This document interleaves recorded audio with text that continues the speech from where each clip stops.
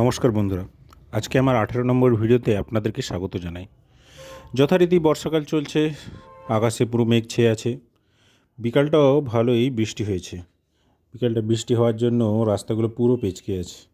এই কটা দিন টানা বৃষ্টি হওয়ার জন্য রাস্তাগুলো একদম যাচ্ছেতাই অবস্থা। যাই হোক, গাড়ি ফাড়ি ঢুকে কাদাও প্যাচ প্যাচ করে আর কি করা যাবে।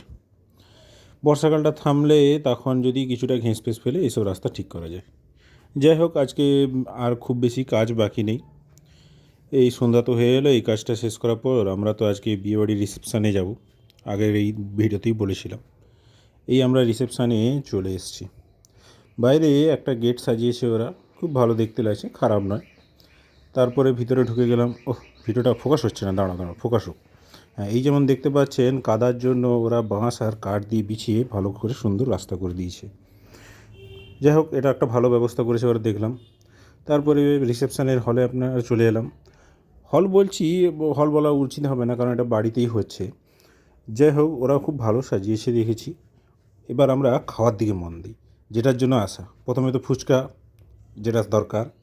তারপরে চলে গেলাম কফি আর পকোড়া খেতে। এইসব তো হলো। যাই হোক, এরপরে একটুখানি রেস্ট নিয়ে তারপরে আমরা যাব মেন আইটেমের দিকে।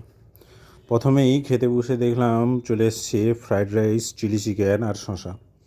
তারপরে চলে এসছে ডাল, পটল চিংড়ি, আলু ভাজা।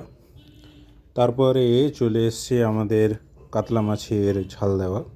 কাতলা মাছটা মোটামুটি ছিল। তারপরে এই মেন আইটেম খাসি মাংস, যেটা না হলে বিয়েবাড়ি ঠিক চলে না। তারপরে চলে এলো পায়েস, মিষ্টি, পাঁপড়, যেমন হয়। তারপরে সবার লাস্টে দুটো আইসক্রিম। ব্যাস, এই বিয়ে রিসেপশানের খাওয়া হয়ে গেল। যাই হোক, তারপরে বাড়িতে এসে একটু গলাটা কেমন লাগছিল বলে একটু হালকা করে কফি করলাম।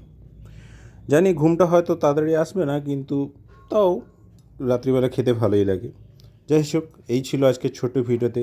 আশা রাখছি আপনাদের ভালোই লেগেছে। ভালো যদি লাগে লাইক, শেয়ার, কমেন্ট করতে ভুলবেন না। হ্যাঁ, সাবস্ক্রাইব করতে ভুলবেন না। টাটা, গুড বাই, ভালো থাকবেন সবাই।